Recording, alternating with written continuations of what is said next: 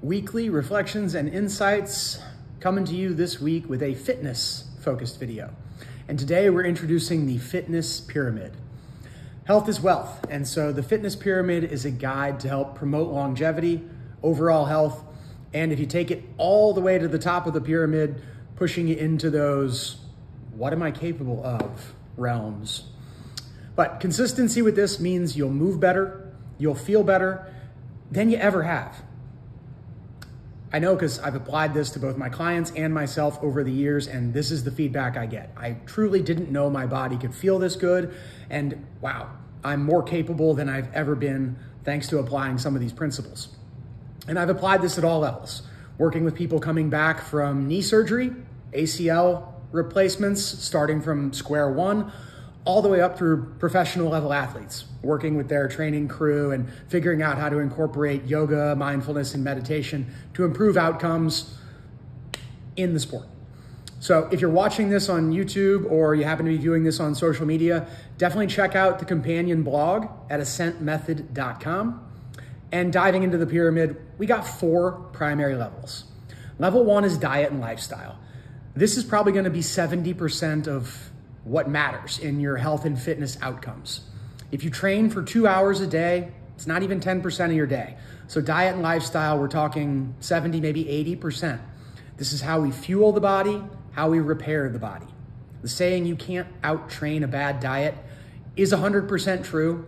I should know because while playing soccer in college, I still managed to put on 20 pounds my freshman year, not in a good way.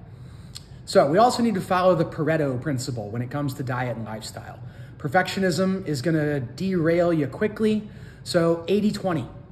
Find a diet and lifestyle routine you can stick with 80% of the time and leave that other 20% to enjoy life.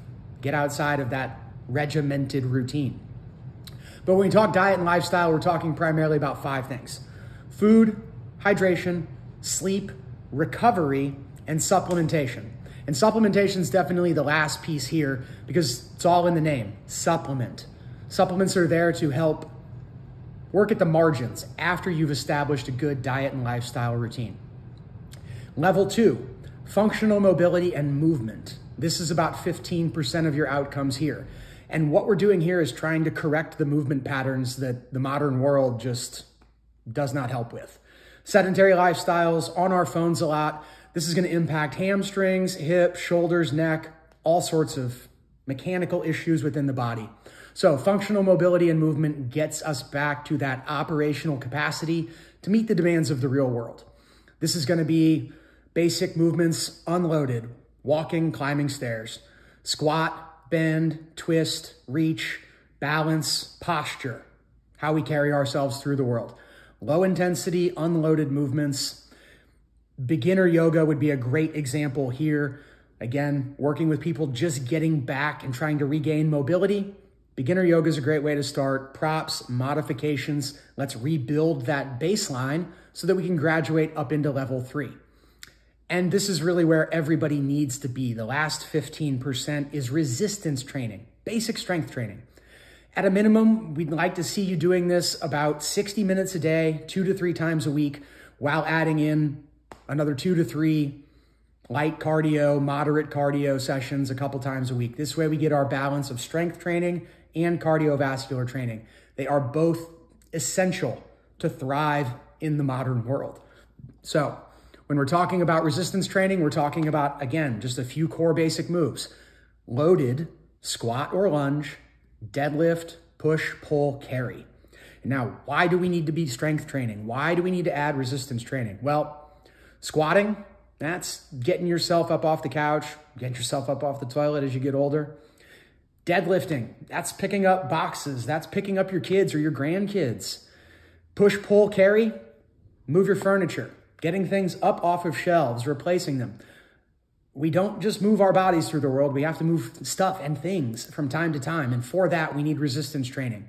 Lean muscle mass, bone density, also important markers for longevity that really only occur through resistance training. And finally, level 4, advanced strength training or competition. And you choose to work at this level. This is a higher intensity. This is finding out, wow, what am I really capable of and how far can I push my growth, my comfort zone. And when we're in this fourth level, we're talking about CrossFit, Olympic lifting, triathlon, competitive sports, power or rocket yoga. Again, all levels yoga, beginner yoga, that's going to fall into that level 2, largely because yoga doesn't have a pull component to it. So we miss the opportunity to create balanced strength through all 3 planes of motion. Again, crucial for us to actually operate and move through the real world with less pain, with more capability, more confidence, and more self-sufficiency. So if you do rise to that level 4, that advanced strength training, getting into those more competitive areas, you're going to need to bring that level of focus and intensity to level 1, 2, and 3 as well, because we've got to fuel the body properly. We've got to give it the recovery that it needs, and we've got to make sure that our movement patterns are safe and properly aligned mechanically so that we avoid injuries. The last thing we want to do is end up on the shelf. So if you're a trainer, make sure your clients are using good form. None of this pez neck on RDLs and deadlifts. Watch for the hip hinge in the squat. Watch for knees caving. Monitor that form, because as a trainer, we don't make money when our clients are injured. So make sure that you're taking that full 360-degree view of health and fitness. Level 1, diet and lifestyle. Are we fueling the body properly, giving it what it needs to make those gains? Functional mobility and movement. Good movement patterns, good form, so that as we add loads, we reduce or eliminate the risk of injury, and we make those logarithmic type gains because we're working properly, we're working with intensity, and we're consistent.